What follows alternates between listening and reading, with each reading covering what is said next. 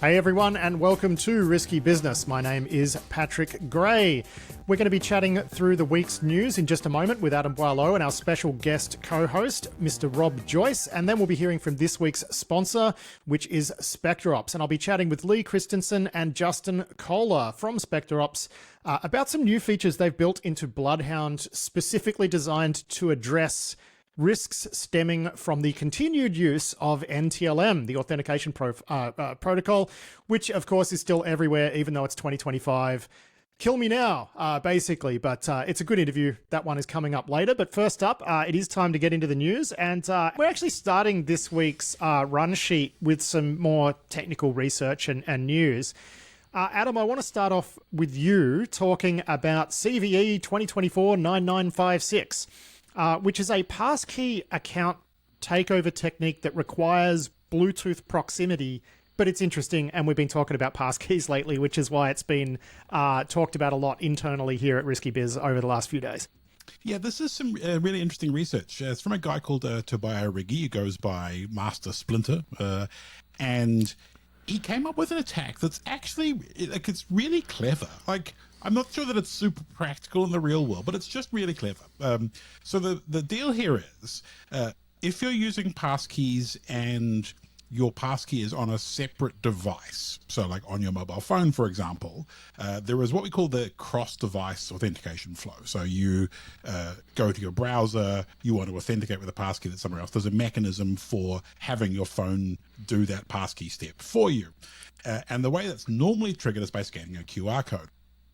And this guy looked into how those QR codes actually work. So the QR code sends you to a URL, like a FIDO / kind of scheme URL, which the password manager on your phone associates with bringing up the, kind of the handler for doing passkey auth or whatever else. And this guy came up with a trick where if you're nearby somebody who's got a mobile device with passkeys on it, and you could put a phishing page in front of them. So like a rogue wireless AP would be one way of doing this. You send them off to like a phishing login page for like LinkedIn or whatever. And then on your device that's nearby, you go to the real LinkedIn, you go to the like authenticate with a passkey, get one of the QR codes that would normally trigger interaction with a passkey on a device, pull out the URL, and then using your phished connection to the victim, you send them to redirect to this URL. So you can basically make it feel like they had scanned the QR code to their browser, which invokes the password manager. They then get a legitimate passkey invocation request. So for LinkedIn, for example, they hit yes. And the way that this would normally work is to prove proximity. The phone would Bluetooth back to the computer during the authentication to then pass on the response to the challenge response part of the passkey. And in this case, that's the attacker in Bluetooth range. So their browser receives the Bluetooth callback and then authenticates to real LinkedIn. And at that point, you've got a session token and off you go to great victory. And that actually works. This guy implemented it. You can do this. And that's actually really cool. So yeah, impressive research. Practically, I could see this working in an airport or a hotel or a place Well, hang on. So you're saying the attacker has proximity, but the way I'd describe this is a device under the attacker's control has proximity, yeah. Right? Which is how these things tend to play out. I mean, the good news here is that this is actually fixable, and there have been some patches go out for the major mobile browsers to kind of address this, right? Yeah, so the patches remove the ability for the browser to redirect to a FIDO URL internally. So one of the steps of this process gets taken out of the chain. The overall thinking, though, about this kind of attacking the glue between your hardware authenticator and your user agent, your browser, it's interesting. It's really interesting. And yeah, I think we'll see some other research along similar kinds of lines because, it's pretty cool. Yeah, what did you make of all of this, Rob? Because I did find this, like Adam, I found it interesting because everything's running towards passkeys now, and you just sort of think, we're going to see more of this sort of thing, and I don't know. I mean, it's obviously a massive step up from like SMS multi-factor authentication when you're having to have Bluetooth proximity and all this sort of stuff. But, you've probably heard us talking about how complicated, modern auth is and how there's going to be badness at some point. But yeah, what did you make of this? Yeah, two big points. The first is passkeys were always touted as phishing proof, right? You'd use passkeys because you couldn't be phished and lose your token. Well, this is demonstrated. There is an angle to phish and accomplish a defeat of a passkey. But the second is a point I've made for years, which is details matter. And the attackers study the details in implementation over and over again until they find that crack in the seam. The good news is this was discovered. There's going to be patches. The WebAuthn FIDO2 ecosystem passkeys are going to be stronger because of it. But we're always going to see people going after the seams of authentication. Yeah, I mean, what do you think of Adam and I? We've been talking about this stuff for a while, and just the general complexity here and the unevenness of people's passkey implementations. That's the stuff that makes us feel a bit weird. Do you share those concerns? Yeah, those are the cracks in the seams that you investigate for, the oddball interactions like this. Yeah. Now, this one's interesting. We got a report here from Krebs on security about it.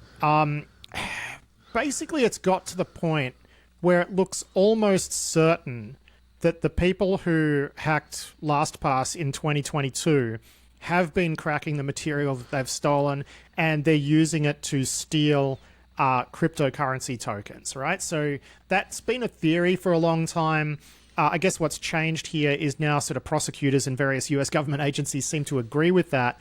And indeed, they've linked this LastPass thing to, victim one in official documents, who looks almost certainly to be Chris Larsen, who's the co-founder of the cryptocurrency platform Ripple, who lost, 150 million bucks in 2024 because I'm guessing he didn't change his password after the LastPass thing, which is, not great. So, I mean, it just kind of looks more and more like we've got confirmation here. I mean, Adam, we're always talking about North Koreans doing amazing stuff with crypto. We've been talking a lot about this Bybit hack over the last couple of weeks. This one, I don't believe it was actually North Koreans who were behind it. But it seems like this is where all the cool hacking is, right? At the moment, the people doing the most innovative attacks are all doing it to steal crypto. I mean, incentives. Capitalism works. Yeah, well, yeah, that's exactly it. Like, the incentives push you to do creative things. And this one was interesting because it wasn't the passwords that were from LastPass here. It was, I think in the Larsen case and the others that we have seen as well, they were storing the seed phrase that you use to recover the private key, that is linked to the private key or lets you get the key, the randomness of the private key. And they were storing that in the notes field of LastPass. And that was one of the bits that wasn't particularly well encrypted, especially if you had a very old account with a number of iterations on the hashing or whatever that they were using to derive the keys used to encrypt stuff were pretty limited. So, I don't know that you can change that without rehoming all of your funds to another wallet, which LastPass somewhat disingenuously have said that's kind of what these people should have done, and sort of a little bit victim blamey with the stuff. So it's kind of not a great look for LastPass that it's, that we're still unsure that this is how this is happening. And I'm sure they don't know for sure either, but they could be a little more, I think, proactive and responsible in taking some of the blame for this. Yeah, I mean, I spoke to LastPass people through all of this, and they were very sort of realistic and somewhat forthcoming actually about how little they knew about what exactly had happened and who, and you know what I mean? I think they pieced it together, but it was a lot of work. But Rob, my question for you is, you've been a observer of tradecraft for a long time. I mean, do you agree with my take that the coolest stuff these days is happening around crypto thefts? I mean, obviously, I didn't see the sort of stuff that you got to see at NSA, but usually when we hear about APT campaigns, they're not nearly this interesting. Yeah, well, clearly crypto theft is paying better than bug bounties. So I think you're going to continue to see that innovation.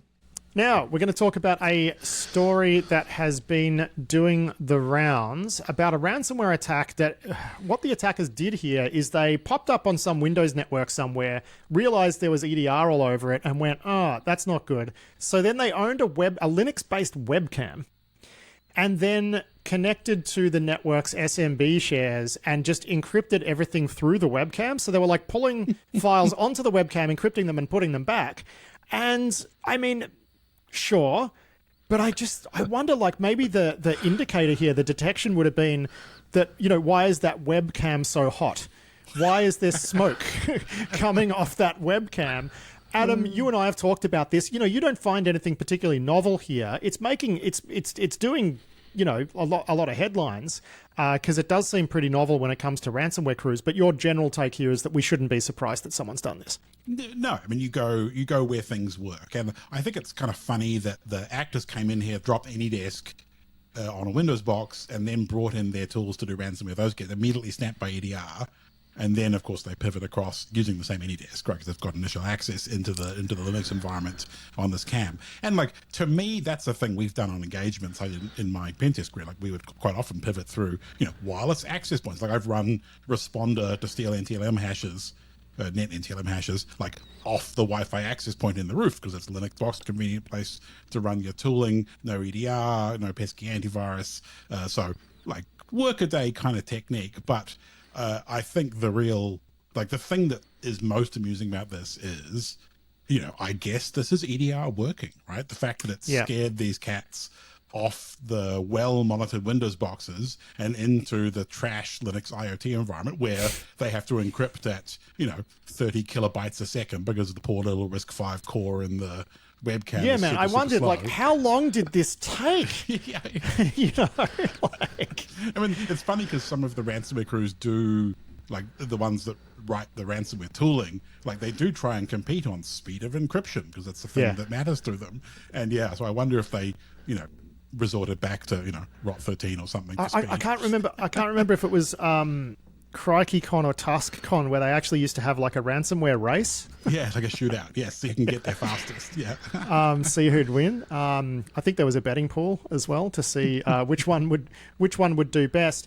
I mean, look, indeed, we had a chat with Vince at Corelight last week in the sponsor interview, talking about how attackers of all stripes are going where the EDR isn't, which makes a lot of sense. But this is just a great way to turn a Linux shell into like Windows, you know, ransoming a Windows network.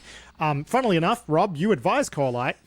You also advise Sandfly Security, who work on, you know, trying to get their hands around that. But even then, I don't know, like, what can you do about this? Because even if you're like, you know, Sandfly, for people who don't know, basically will log into Linux devices on your network and look for indications of compromise. I guess given that this would have taken a while, it probably would have got snapped. But this is a problem, and we're going to see more of it, right?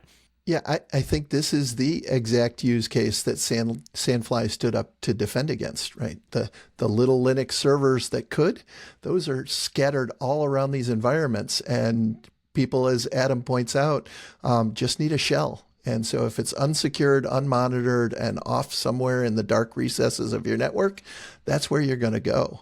All of this living off the land stuff is focused on that. I'd even point to, you know, some of the telco intrusions. Why were they operating in the space they operated in when we had the Salt Typhoon intrusions? It's because there's not defenses, EDR, and other segmentation that protects and keeps these things out of the space where they can have a huge blast radius. Yeah, I mean, I'm guessing I've got an interview coming up with Benny Lakunashok from Zero Networks tomorrow night, I think, and I'm guessing he'll be all over this, because one thing that would help here is microsegmentation, which has historically been very difficult, but some of the contemporary tooling's pretty good. Adam, did you get the same thought when you were reading this?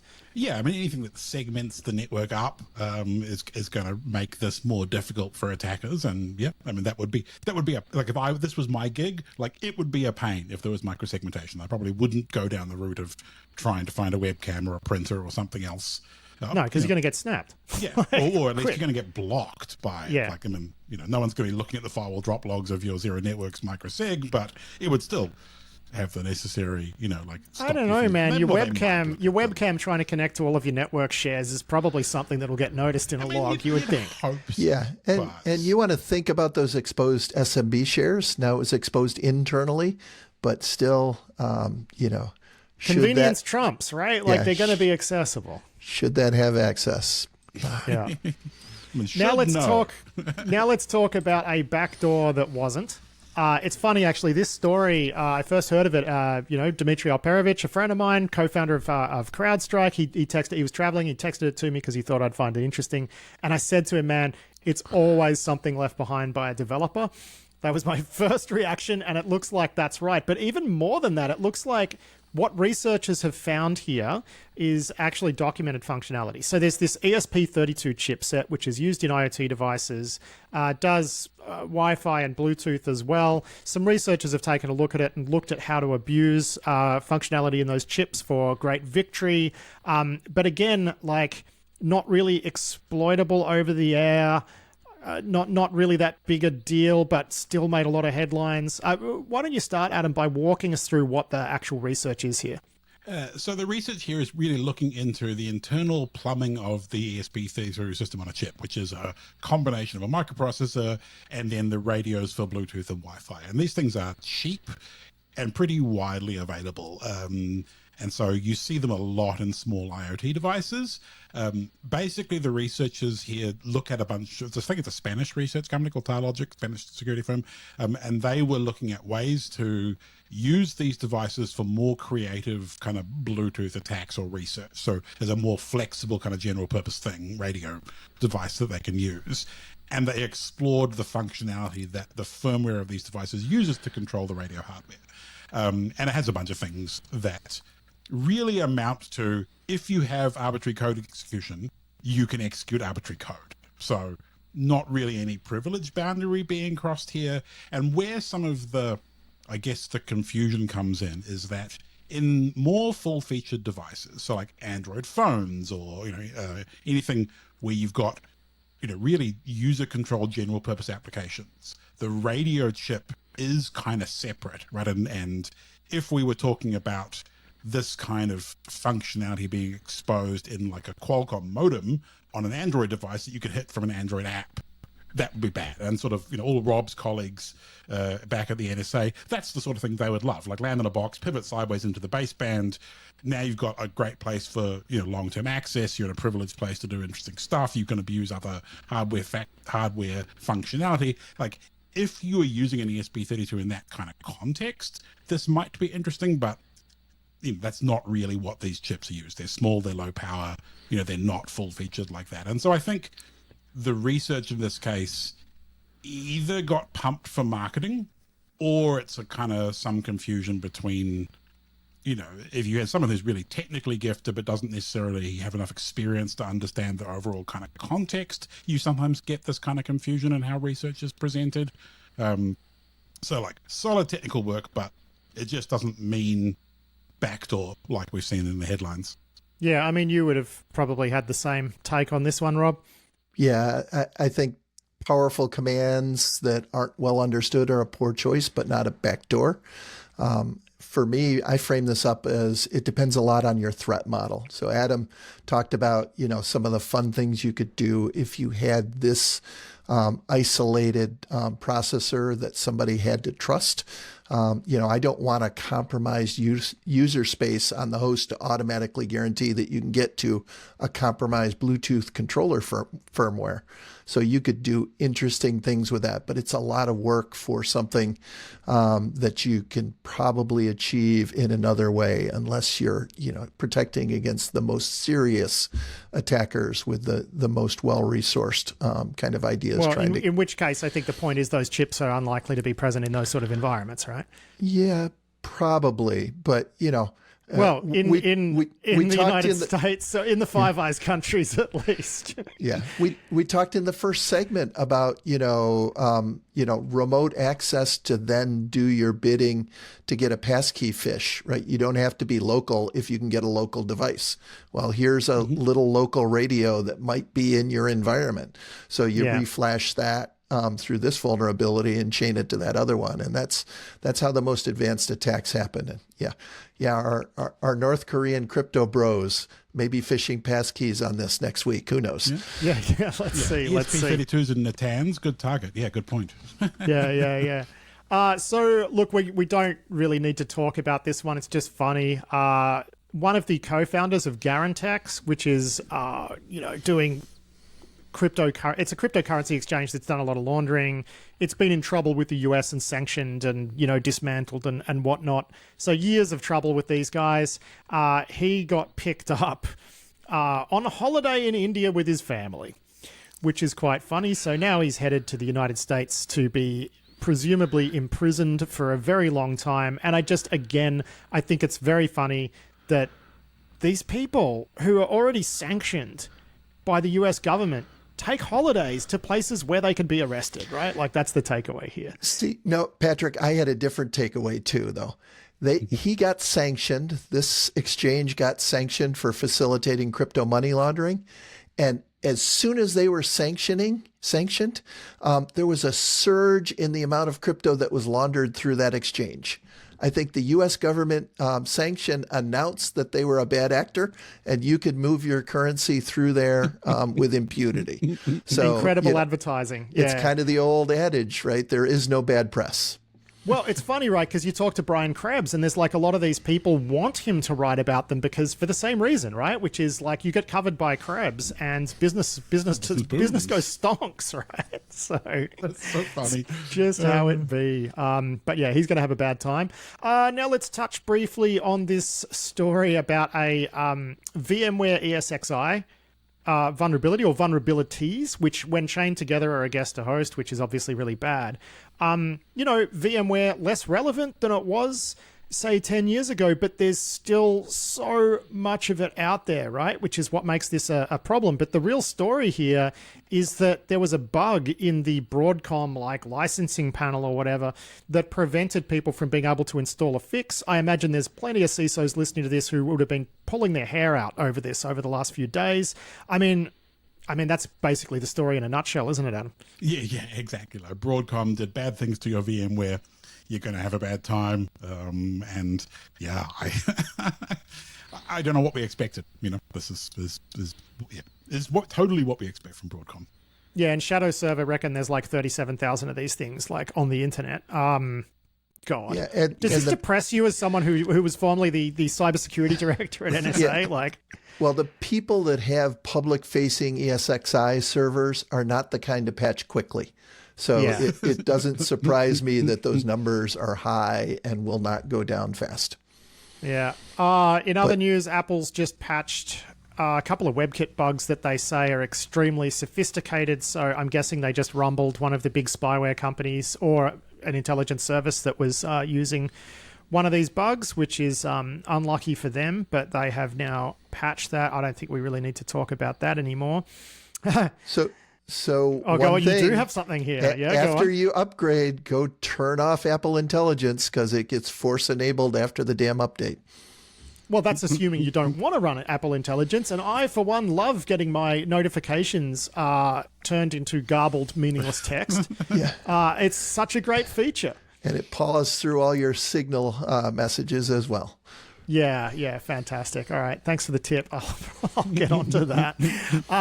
What else have we got here? Does it go through your Signal messages or just through your Signal notifications as they come through notification services? Because I don't know. Would they actually go into your archive, though? I thought you have to turn off the access to it, but I don't know if that's for notification or the archive. Yeah, right. Still, yeah, I get where you're coming from, though, so I'm going to take a look at that when we're done. Now let's talk about this DDoS against X, formerly Twitter. They started having outages, what was that, yesterday, day before? They started having massive outages, and it looked like it was a DDoS attack. Musk did what Musk's going to do and came out and said, probably because there were some Ukrainian IPs in the data set, he's like, it's Ukraine, because they don't like me because I don't know, whatever. Who knows what goes through that guy's head. Everyone DDoSes from their house, right? No one does it with other devices. Exactly. But it's like an interesting enough attack because it looked like the reason this was possible is because the attackers discovered the X-Origin servers, which weren't being protected by Cloudflare, and just hit them, which is a story as old as time. So, thankfully it's pretty easy to mitigate that kind of thing, which shouldn't have really happened in the first place. But since then, a pro-Palestinian group has claimed credit for this attack. So, what more do you say about that one? But the reason we're starting off with that one is because there's actually a bunch of botnet related news these days.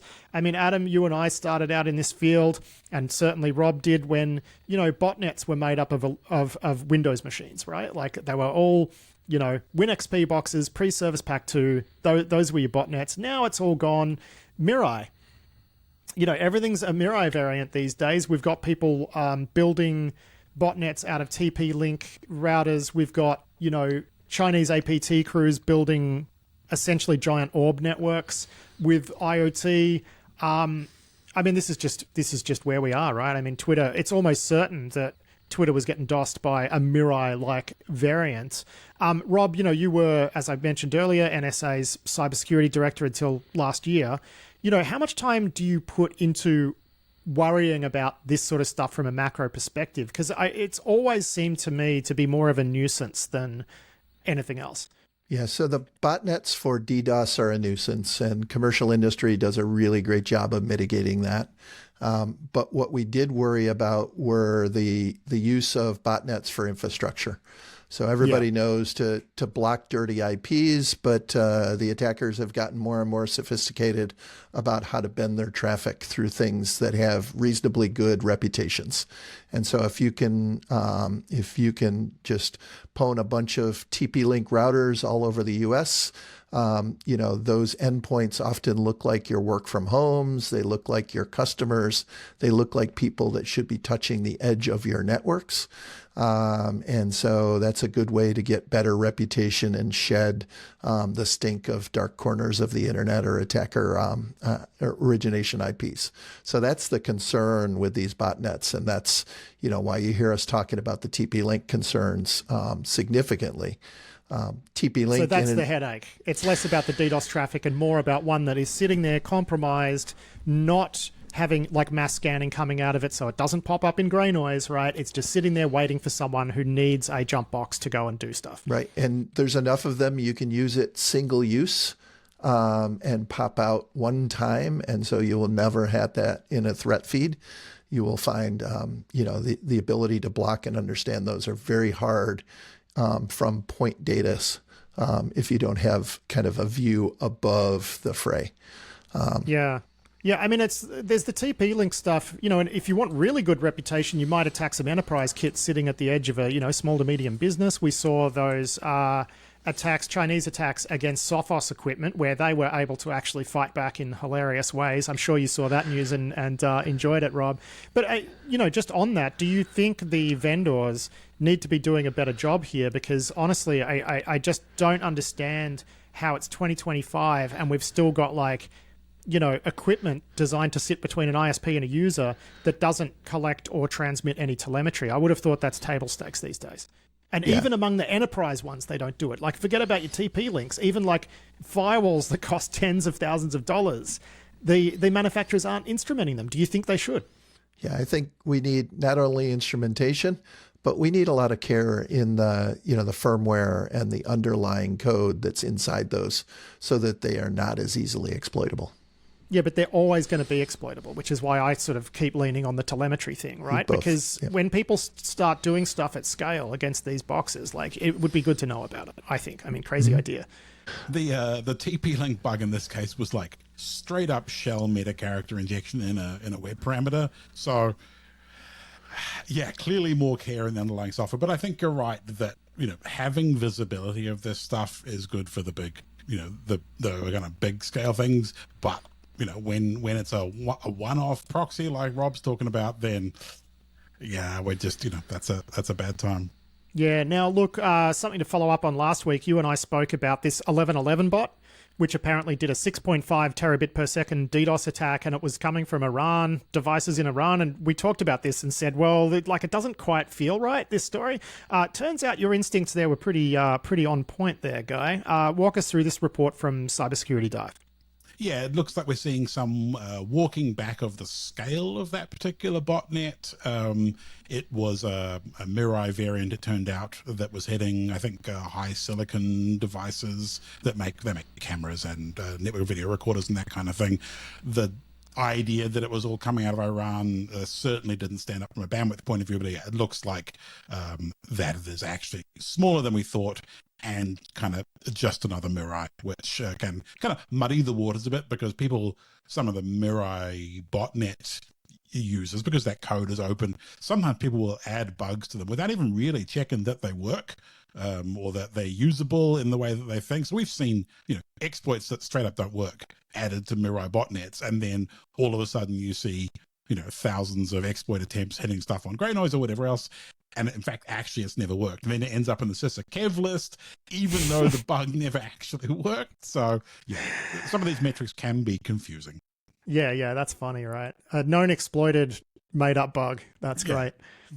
Known tried exploited. Known tried exploited, which for a bug that doesn't exist.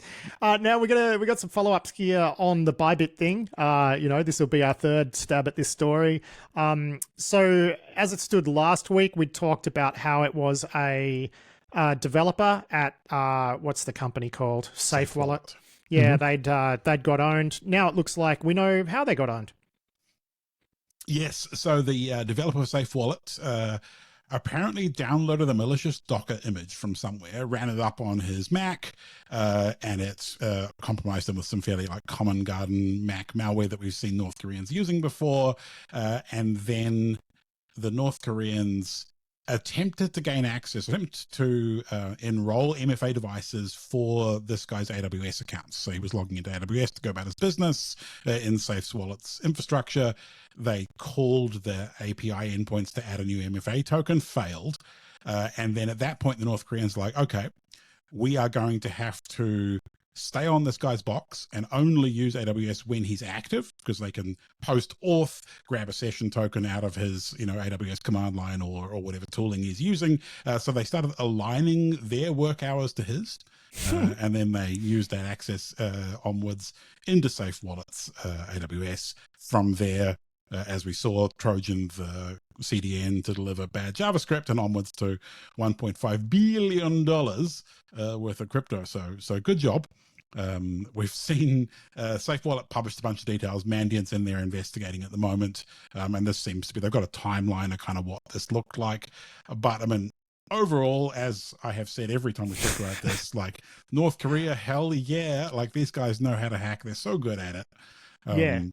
Bring on reunification so that we can have them on as guests. Yes, because this is state activity. I mean, is it criminal or is it a state activity? Are they going to get in trouble when they're just doing their jobs for the military and under duress? We can probably have them on as guests. I wonder if they speak good English. I'm so here for this. We should absolutely do that. One other tiny bit of Safe Wallet things that I stuck in the news list this week was hang on. Before you go there, I mean, there's an interesting thing that you didn't touch on here, which is how did that Docker container wind up getting onto their computer? And this to me is the North Koreans have such an amazing track record of throwing out Trojan and compromised tooling that is used by people in the crypto space. So the question is, were they targeting Safe Wallet specifically, or did they just throw this out there and they accidentally caught a whale?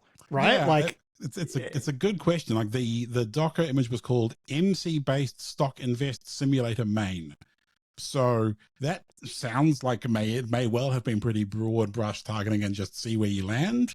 And clearly they, very much landed in a good place. Or in which case this completely validates their approach, right? Yes, which is to hit the supply chain and then, instead of just doing we got code execution and and then really leaning into a proper operation. Again, I'm with you on this, man. It's impossible not to respect this and respect the game. Game is game. Yeah. I mean, I imagine, Rob, you must feel if this was your guys doing this, you'd be like, hell yeah, beers on me, buddies. Yep. Pretty proud. But I think, In this space, they got them to accept a Docker image because it's a container. It's got to be safe. But if you provision that the wrong way, again, the devil's in the details, right? The details make you secure or insecure. They lit them up. They lit them up. So help me settle an argument here that I've been having with Dimitri for like a couple of years now, where he says, during his CrowdStrike time, he always thought the North Koreans were, he thinks the perception of the North Koreans as like a second-rate actor historically are wrong, and that they were always really creative and really, really good. My argument is more that, okay, that might be true, but they hadn't really scaled their capability until more recently, and it seems like they're sort of everywhere at once. What's your feeling on that as someone who was, more actually directly concerned with this in recent times? Yeah, I think they had a couple high-end actors who were world-class, even in the early days, but they couldn't do the scope and scale. And now they've trained out that tradecraft. They've developed a larger pool. They've got some standard methodology they use. And then you can bring in the next generation who brings new thought and ideas. But necessity is the mother of invention, right? They don't have things. They need things. They're going to try stuff nobody else will. Maybe we can have a new Operation Paperclip after reunification. You know what I mean? Get these guys a condo in the DC area. What do you think? What do you think, Rob? Yeah, I don't know about that.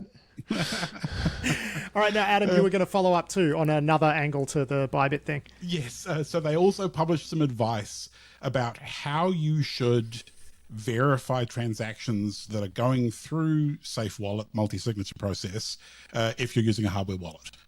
This was the core guts of how Bybit got hacked. And so they published some advice, and I've linked through to it because I think people, would want to see, what do you actually see in this interface? What do you actually sign on your hardware wallet? And they've got some screenshots of the interface from Safe Wallet's web UI, and then also what you also see on your hardware token. And you will note when you read it that one of the things you have to do is look at the what they call raw data value in the screenshot, decode it using some third-party tool to see if it's what you expect, and then check that matches the same kind of string of hex that you're signing on your wallet. And when you read this process, and then you ask yourself, does this feel appropriate for authorizing a $1.5 billion transaction? And the answer, of course, is hell to the no, it does not. What were you thinking? And if people are wondering how this happened, this is how this happened. Thanks, Crypto. Yeah. I mean, I kept thinking back. You ever see the Adam Sandler movie, The Wedding Singer? I have, I guess, in the, what was it, early 2000s? Yeah, I mean, I just keep thinking, okay, you've published this advice, but you remember when he gets left at the altar towards the start of his movie by his fiancée, and she winds up explaining to him, no, I'm just not ready to get married and blah, blah, blah, blah, blah. And he says, that's great, but this would have been useful information yesterday. And that's kind of where I'm at with that one. But, great that they've published the advice, $1.5 billion later. We've got John Grieg report from the Record here about indictments against a whole bunch of criminal charges against, Chinese government-backed, some in government, some working for contractors, including iSoon. Yes. They were apparently behind the Treasury hack and a bunch of other things. This is when they actually got on Yellen's computer.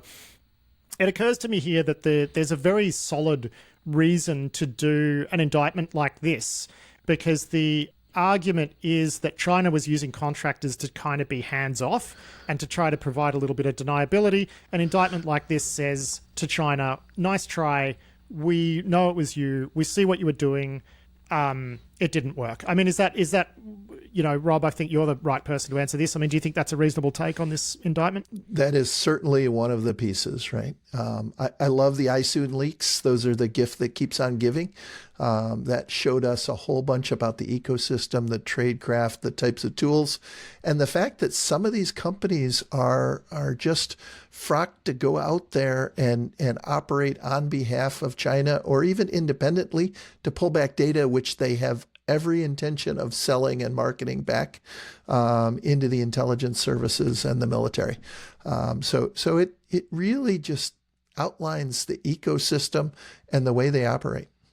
Yeah, I mean, it's a wild idea, right? Which is, the equivalent here would be, Adam, go pull together a few people, go hack a bunch of stuff in Beijing, collect a bunch of data, and then see if ASD wants it, right? Which is, It sounds like fun, honestly. I mean, it does, but it also doesn't sound like a really, good way to run intelligence services. It's only a problem if I wanted to go to Hong Kong or Macau, right? I mean, if I don't want to go on holiday in China, I wouldn't recommend it already, pal. But yeah, exactly right. So in that case, like, what's my incentive not to? If ASD was buying, Yeah. who knows? Maybe in the future you'd get arrested in going on holiday in India. Down the APT coast for hire. Yeah, that's it. Alrighty, so now we're going to talk, Rob, about you and comments you made to a committee in the United States. It was the House Select Committee on the Chinese Communist Party.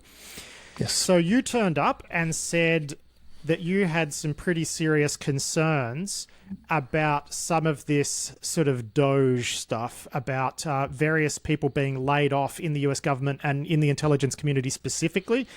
You said, so for those who who aren't caught up, and it is hard to keep up at the moment, it looked like the US government, a bunch of US government agencies started laying off people whose employment status was listed as probationary. And the thinking, presumably, among the people who made this decision is if you're probationary, you're a new hire. It subsequently transpired that, well, no, if you're promoted, if you're moving up through the ranks, there's a good chance you're in a probationary role. And these people were losing their jobs. Your testimony basically said this is a problem for the national security of the United States. Do you want to just give us a quick recap of the guts of what you said? Sure, Patrick. So the reason I was there was talking about that Chinese threat and what we need to be doing about it. And, I talked about three legs of a stool. There is some actions to deter, there's some actions to defend, and there's actions to make us resilient. And in that defend space, you've got to have talent. And industry has talent, but government needs talent as well. And the current environment is just undercutting a lot of the talent base, the special capabilities we have.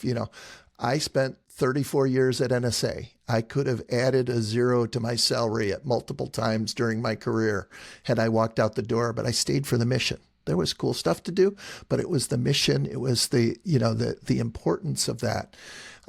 But I felt safe and secure. Now, when I came into NSA, for NSA, the first 2 years after you're hired, you're in probationary status. It's perfunctory. It is, unless you're, you're screwing up and you're doing good things, you expect to be able to ride through your probationary period. Well, this took away the understanding that, people were safe in that 2-year period. But those and to be clear, this isn't just new staff, is it? This includes people promoted into other roles? So in some cases, there's some special programs that were established that required people to enter probationary status. So NSA's always had special hiring authorities and some specialty pay scales for technologists. CISA got some new authorities, and part of those authorities took people who were in jobs and transitioned them into these new roles. And at that point in time, part of the transition was they had to enter a probationary period, so it put them at risk.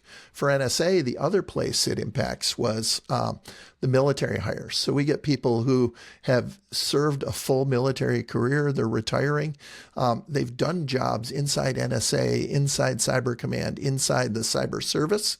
They're skilled, they're exceptionally talented. Now they're coming on board and they enter this probationary period. And again, we've already tested them in the chair that they're in now, but they just wore a uniform at the time. So we know they're performing.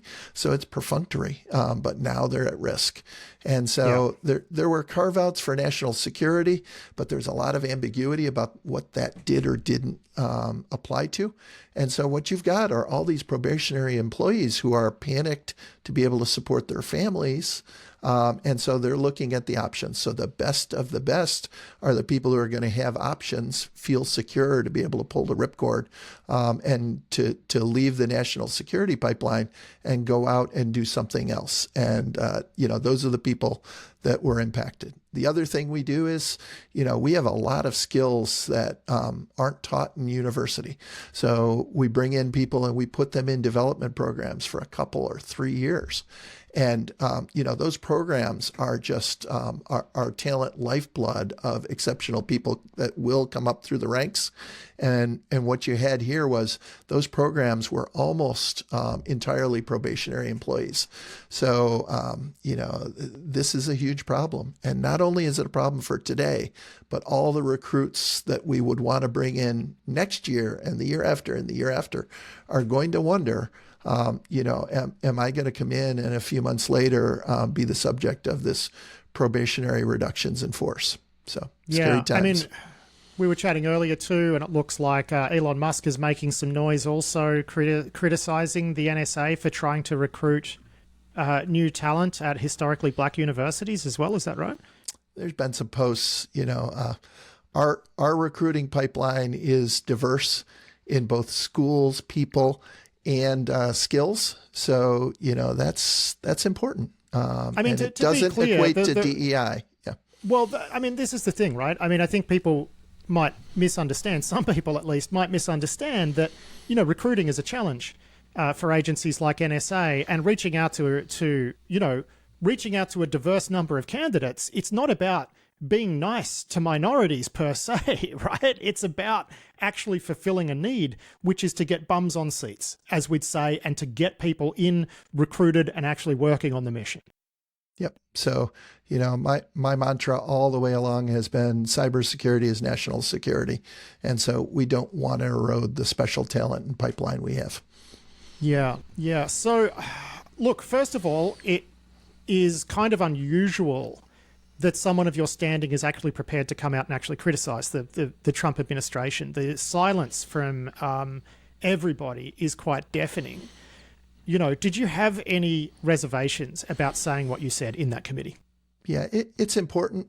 I talked about the concerns that the workforce has, but it's important for them to see somebody speaking up for them. And I'm not NSA anymore. I don't speak for NSA, but they understand that I get it, and I understand the stresses and the concerns. And so, it was nestled into a much larger, thoughtful, I think, conversation I had with Congress. But, yes, it did get plucked out and got some press.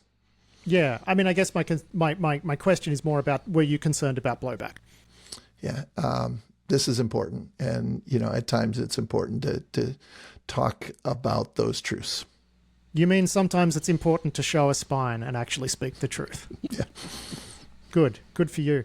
Now, look, one other thing we're going to talk about here is the United States withdrawing signals intelligence support from Ukraine. And then overnight, just as we record this, they have now restored that sharing. I imagine that would have been difficult to watch from your perspective. Do you have any short thoughts that you can share on that? Yeah, I just know how important that intelligence sharing is, right? It enables the understanding of what attacks are coming, the technical capabilities from cyber to kinetic that people are up against. And so if you're going to defend and save lives, and face it, there are a lot of civilians in the path of these attacks, you need intelligence. And so I am really, really pleased to see that we got that turned back on. All righty. Well, look, we're going to wrap it up there. Rob Joyce, thanks so much for joining us on this week's show to talk through the news.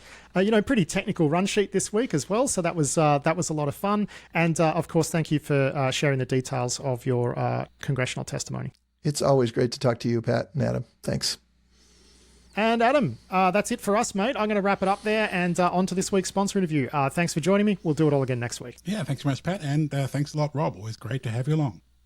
That was Adam Boileau and special guest co-host Rob Joyce there with a recap of the week's news and a bit of a discussion there about Rob's testimony to the US Congress. It is time for this week's sponsor interview now with Lee Christensen and Justin Kohler of SpectreOps. SpectreOps, of course, makes the Bloodhound tool, which can help you work out an attack graph, basically, for your Windows network and really help you to improve things there so that it's not just a free-for-all if someone gets a shell, like anywhere. So, always a worthwhile exercise to go through some bloodhounding. But they've been doing some work recently on figuring out how to address some of the risks presented to networks by the legacy authentication protocol, NTLM, which, despite being something like 30 plus years old, is still rattling around and functional on Windows networks and quite difficult to turn off. This is going to be a problem for another 10 years. So Justin and Lee join me to talk through all of that. And here is Lee Christensen, first of all, to kick off that interview. Enjoy. NTLM is an authentication protocol, first and foremost. So Active Directory has a lot of different ways that you can authenticate. NTLM is one of them, but it also supports things like Kerberos or Active Directory certificates. Now, NTLM has been enabled in Active Directory for 25 years, since the early 90s. So it's been around since the NT days, and just due to compatibility, it's stuck around all these years. And because of that, naturally, attackers want to abuse it because it's still here, it's still enabled, it's used for authentication. That's our favorite thing to abuse as an attacker, is trying to impersonate people. So obviously, if it's there, we're going to use it and abuse it as much as we can. So, look, it has inherent weaknesses. For those who weren't around and by the way, early 90s, that makes it more like 35 years old, man. That's how far times got away from us. But why don't you tell us what those inherent weaknesses are for those who might not be familiar? Yeah, so there's a lot of different ways that we abuse it on our pen testing or red teaming engagements. But some of the different ways that it can be abused are the hashes it uses are just weaker. So if you get access to the hashes, you can crack them much quicker. There's also weaknesses in terms of when you try to authenticate with NTLM, you can potentially relay that somewhere else. So let's say I coerce Justin here to authenticate to me as the attacker. When he authenticates to me, I can relay that or just pass that on to another machine and impersonate Justin when I log into that other machine. Yeah, so basically, once you're on the network, it's pretty easy to impersonate basically anyone if you're on the right bit of the network. Yep. Yeah, which as a pen tester comes in handy. Yeah, and I'd say as a pen tester, when I was first getting started in this industry, this is one of the first things I learned. You spin up Responder or do ARP poisoning, and then you'll coerce somebody to authenticate to you, and then NTLM relay to get access into Active Directory. So old, pen test 101 technique. Yeah. So, how many people are actually using this as their authentication method these days? Because as you pointed out earlier, there are better alternatives now available for you to use in Active Directory. Why aren't people turning this off? Yeah, I'd say the biggest reason is just because it's on by default. It's been there since, Active Directory started, and Microsoft just hasn't disabled it. You can disable it in a variety of different ways, but out of the box, it's not disabled, and so people aren't going to change it if it's not breaking things. Are they changing this though? Because I did see something. It's a bell ringing in my head that they're ripping it out of future versions of Server or turning it off by default. I can't remember exactly what the change is, but it does sound like Microsoft is glacially moving towards kind of trying to address this. Where's that all at? Yeah, I'd say glacially is the right choice of words there. They've stated that they are going to be removing it, but so far, I have not seen any movement towards that. So Windows 11 is slated to have it removed in, this year. But we haven't seen that happen yet. There's been a lot of improvements in the server versions of Windows, but they've stated still in the release notes that it's now deprecated, but it's still enabled. So yeah, it's still there. It's just considered deprecated. It's not going anywhere yet. So for an organization that is using a different authentication protocol for Active Directory, you say it's turned on by default. Is NTLM still the default way that the clients talk to the server, or it's just enabled by default as an additional method? it's enabled by default as additional method. So Yeah. It'll try and use something more secure like Kerberos if it can, but NTLM is still there, and like I as an attacker can choose to use that if I want to. Yeah, so you can ARP spoof and then say, I'm your directory, you must authenticate to me with NTLM, and the client will do it. Yes. Yeah. Yes. Okay. That seems extremely not great. So the question becomes, if this is such a glaring issue, and, you know, as best I understand it for the last 25 years it has been, what is stopping people from then just disabling NTLM as an authentication method? Yeah, so there's a few different reasons. So Microsoft allows you to disable it at a variety of different levels. You could do it throughout the entire domain itself, but that's very difficult to do because of compatibility issues, whether that's with older versions of Windows, or maybe there's third-party appliances or Linux products that are out there that use NTLM underneath. Like, it's a much simpler protocol, so a lot of application developers, like if they want to integrate with Windows, they'll just choose to use NTLM because it's a simpler protocol rather than trying to, you know, set up Kerberos. So there's a lot of these compatibility problems. Microsoft itself, for a long time, had hard-coded the usage of NTLM. So part of this effort that they're having now to get rid of NTLM is they've gone through their entire code base and removed hard-coded usage of NTLM in a lot of their services and client applications. Yeah.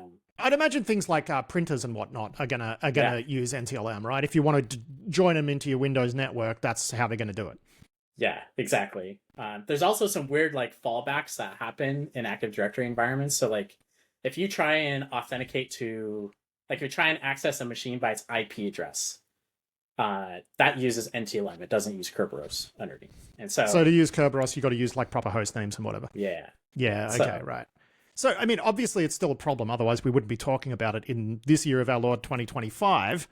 Can't believe we're still having this conversation. But, you know, I guess the question is, with it being difficult to disable because it's, you know, because it pops up so often, like how prevalent is it out there? You guys do an awful lot of pen tests. Like how often are you seeing it?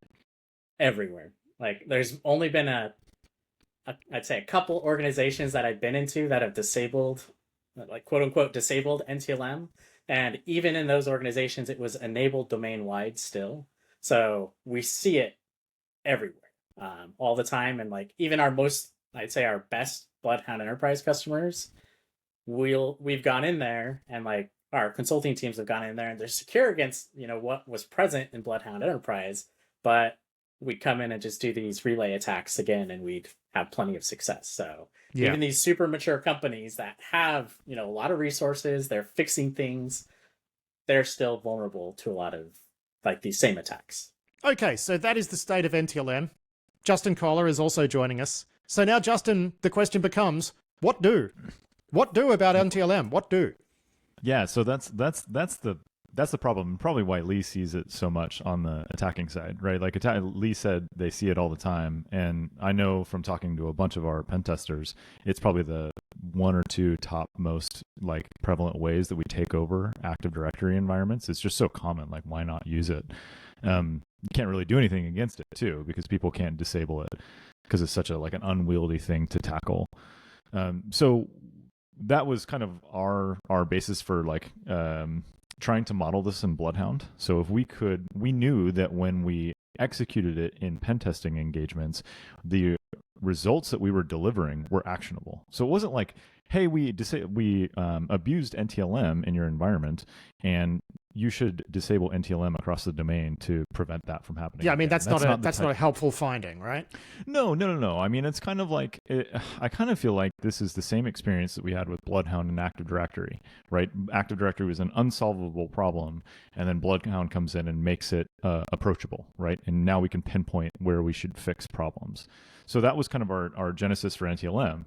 When we would engage or relay attack, like execute relay attacks in customer environments, the advice that we gave them was actionable and it removed the risk. So we're like, if we can do that in a pen testing engagement, can't we do that in Bloodhound? And now it's really hard. There's a lot of moving pieces around that, but we've been known to do hard things. So that's what we tackled in Bloodhound. Yeah, so how do you actually tackle this as an issue with Bloodhound? And is this kind of newer? Or, I mean, I imagine you've been doing this for a while, right? This is actually, we've been working on it for quite some time. The research was, I'm pass the mic back over to Lee here in a second, but the research was started late last year. We've been testing this is it, new. and this is releasing in March, correct? Yeah, Yes, okay, this right, is gonna be cool. New. Yep. Yeah. Yep. Excellent. So Okay, well, Lee, walk us through that. Like, what are you doing with Bloodhound to try to get a handle on this? Because, I like the way you described that, just in terms of like, and it's good to hear a vendor say, we make this problem with Active Directory approachable, not we come in and pew pew, single click, solved, right? So I'm guessing you're taking the same approach with the NTLM stuff. Like, how do you take this problem and, turn it into something that you've got a better chance of getting your hands around? We're going to be introducing some new edges into Bloodhound. So if for people who haven't seen Bloodhound, it's just, as an attacker, it gives me an attack path of how to compromise, a host or a machine in Active Directory environments. So what this is going to do is it's going to add some new edges that state, I can use NTLM Relay to compromise this IT administrator's machine or this server machine over there. And in particular, we're adding in 3 new type of edges. We call them the coerce and relay edges, which is basically we're able to coerce a machine to authenticate to us, and then we can relay that and impersonate that machine that's authenticating to us to, whether it's to Active Directory or to log into another server and impersonate that. This sounds great from an attacker's perspective, but like how, to talk through the defensive case here. I can try to take some of that. So for we have 2 different versions of Bloodhound, right? Bloodhound Community Edition, which is free and open source, and Bloodhound Enterprise. So first, starting with Bloodhound Community Edition, everybody's going to be able to visualize the attacks and understand the risk posed by certain principles within their organization. So for a pen tester, they can understand what they would abuse to get to their objective. For a defender, they can articulate the risk of that configuration and then take steps to remove it. On the Bloodhound Enterprise side, they're going to do that at scale. So again, that unwieldy problem of let's disable NTLM across the domain is a non-starter. We can pinpoint the servers that have the most amount of risk for NTLM relay attacks and then give you specific guidance to remove that. And that, again, is approachable guidance we've seen work for our customers on consulting engagements. So I'm getting it now, right? Which is the idea is that it can narrow it down. So the advice, which might have come out of a pen test report, 10 years ago, which is, hey, just turn off NTLM, and everyone ignores it and throws the report in the bin. Whereas now it's like, well, hey, maybe if you could disable NTLM here, here, and here, that's going to put you in better shape. Or even better, disable it for this protocol, but preserve it for this protocol for this legacy system only that is not supporting more modern authentication protocols. And, right? and a Windows servers capable of supporting those sort of configurations quite easily? Yes. So Lee can back me up here, but you can disable it on the protocol level, on the host level, or at the domain level, all with different levels of difficulty, right? And that's where we can help organizations understand and take that action. I mean, it sounds worthwhile. I'm guessing, Lee, that you've been through, as you pointed out, this is going into the product in March, but I'm guessing you've used this on professional services engagements already. How would you rate the success here once your customers have been through that process? Well, I will say that on engagements, I haven't used this because I've just been on the research side, but I can guarantee that this is going to find a lot of stuff that has not been highlighted before.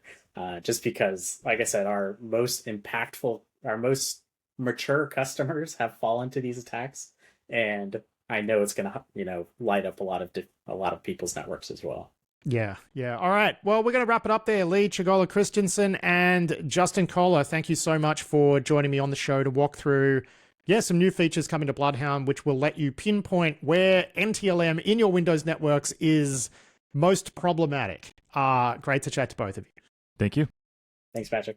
That was Lee Christensen and Justin Kohler of SpectreOps there. Big thanks to them for that. And you can find Bloodhound Enterprise just by Googling Bloodhound Enterprise, I guess. And definitely a worthwhile exercise if you're operating any sort of Windows network at scale. It's an exercise you want to go through. Just even the attack graph stuff, the NTLM stuff, nice to have as well. But yeah, Bloodhound is something you should be looking at. But that is it for this week's show. I do hope you enjoyed it. I'll be back tomorrow with Seriously Risky Business with Tom Uren in the Risky Bulletin RSS feed. But until then, I've been Patrick Gray. Thanks for listening.